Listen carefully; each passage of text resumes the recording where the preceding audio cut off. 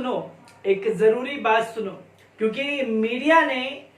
मरकज को लेकर के जो खबरें चलाई वो सबके सामने थी और मीडिया ने जिस तरीके से मौलाना साद साहब की छवि को धूमिल करने की कोशिश की वो भी सबके सामने है, क्योंकि मीडिया ने मौलाना साद साहब की ऑडियो को लेकर के एक पूरे देश में नफरत फैलाई और उस नफरत की अब परतें लोगों के सामने आ चुकी हैं। क्योंकि चाहे मेन स्ट्रीम मीडिया हो, चाहे सोशल मीडिया पर हमारे जैसे ही प्लेटफॉर्म पर बैठे हुए लोग हो, उन लोगों ने मौलाना साद साहब को लेकर के क्या कुछ नहीं कहा, उसकी सारी हदें पार कर दी गई। जिसमें मौलाना साद साहब को कभी कोरोना बताया गया तो कभी ये बताया गया कि मौलाना साद साहब ने कोरोना के नाम पर मानव बम तैयार किए जो लोगों में कोरोना फैलाएंगे और टुकड़ी टुकड़ी करके उन्हें भेज दिया गया है पूरे देश में इस संक्रमण को फैलाने के लिए। तमाम जगहों से, तमाम राज्यों से यही खबरें आने लगी। जब निजामुद्दीन मरकज का मामला सामने आया तो तमाम राज्य सरकारें ये कहने लगी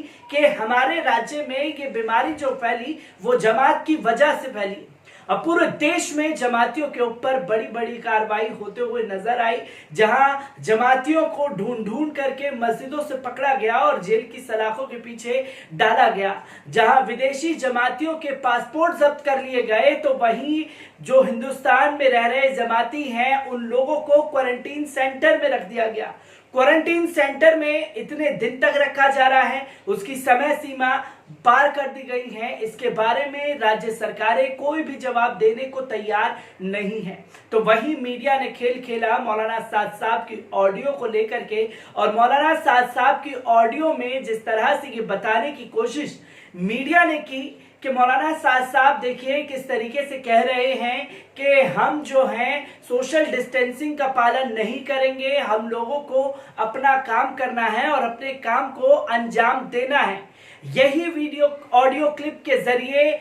देश में नफरत फैलाई गई और अब बड़ा खुलासा दिल्ली पुलिस ने खुद उस ऑडियो क्लिप को लेकर के कर दिया है, जिसमें तमाम नफरत फैलाने वाले लोगों के मुंह पर तमाचा जड़ चुका है। तो चलिए पहले जान लेते हैं कि पूरा मामला क्या है। मरकज निजामुद्दीन के मुखिया मौलाना साद कंधालवी की एक ऑडियो क्लिप बीते दिनों सोशल मीडिया पर खूब शेयर की गई थी, जिसमें तबलीगी जमात के लोगों को कथित तौर पर सोशल डिस्टेंसिंग का पालन नहीं करने की सलाह दी गई थी। अब पुलिस जांच में पता चला है कि शायद उस ऑडियो क्लिप से छेड़छाड़ हुई है और कई अन्य ऑडियो क्लिप को जोड़कर उसे तैयार किया गया है। फिलहाल पुलिस ने उस ऑडियो क्लिप समेत कई अन्य ऑडियो क्लिप को जांच के लिए फॉरेंसिक साइंस लैबोरेटरीज में भेज दिया है। बता दें कि आलमी मरकज बंगले वाली मस्जिद, जो कि तबलीगी जमात का मुख्यालय भी है, उसमें मौलाना साद और उनके 6 अन्य सहयोगियों के खिलाफ दिल्ली पुलिस ने गैर इरादतन हत्या व मामला दर्ज किया हुआ है। आरोप है कि मार्च के अंत में निजामुद्दीन पश्चिम इलाके में स्थित मस्जिद में प्रशासन की चेतावनी के बावजूद 2000 के करीब लोगों को इकट्ठा किया गया, जिसके बाद देश में कई जगह कोरोना संक्रमण फैलाने में तबलीगी जमात से जुड़े लोगों का नाम सामने आया था। सूत्रों के हवाले से द इंडियन एक्सप्रेस को पता चला है कि पुलिस को मरकज सदस्यों के पास से एक लैपटॉप मिला है जिसमें कई ऑडियो क्लिप मिली है। पुलिस ने इन ऑडियो क्लिप की जांच की है, जिसमें पता चला है कि इनमें मरकज के इवेंट की ऑडियो क्लिप, जमात के समर्थकों की भेजी गई ऑडियो क्लिप और जमात के यूट्यूब चैनल पर अपलोड की गई ऑडियो क्लिप शामिल है। इंस्पेक्टर सतीश कुमार की अगुवाई वाली जांच टीम वायरल हुई ऑडियो क्लिप का पता लगाने की कोशिश कर रही है, लेकिन लैपटॉप से ऐसी कोई क्लिप बरामद नहीं हुई है, जिसके चलते मौलाना